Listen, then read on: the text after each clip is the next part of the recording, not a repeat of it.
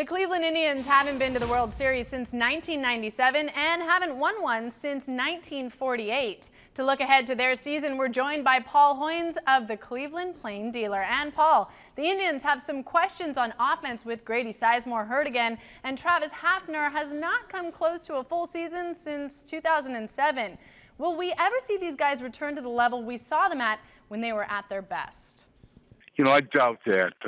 Sizemore's out 7 to 12 weeks with back surgery, so he, is questionable. They still think they can get him back for the bulk of this season, but it's, that's a reach right now considering where Grady's been the last 3 years. This is his sixth operation in the last 3 years. The prospects of getting Hafner back, and having him play for more than, 120 games, I would think are better. He's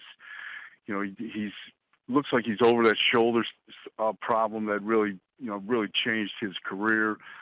He's fairly healthy. He's had a good spring. I would think if you're a betting guy, you would bet more on Hafner having a decent year and coming at least close to what he's done in the past than Sizemore. Ubaldo Jimenez has been inconsistent thus far in the spring, and the former Fausto Carmona, now Roberto Hernandez, still can't get in the country with legal issues in the Dominican Republic. So what sort of pitching staff will we see in Cleveland this year? Well, I think the pitching staff, the starting rotation should be all right. They've got the number 5 hole covered with or without Roberto Hernandez, but the top 4 starters, Justin Masterson, Jimenez, Josh Tomlin, and Derek Lowe, should be solid. And among the candidates for the 5th job are Kevin Slowey, who they acquired from Colorado, Shemar Gomez, David Huff, and Zach McAllister, who have come up through the system. The AL Central has some strong teams and some that are in the rebuilding process. So where do you see the Tribe finishing in the division this year? I think they're going to finish second. I think they'll have a decent year. They got off to that great start last year, 30-15. They spent 95 days in first place. I think that's going to benefit them. They're a pretty young team, and I think that will help their confidence.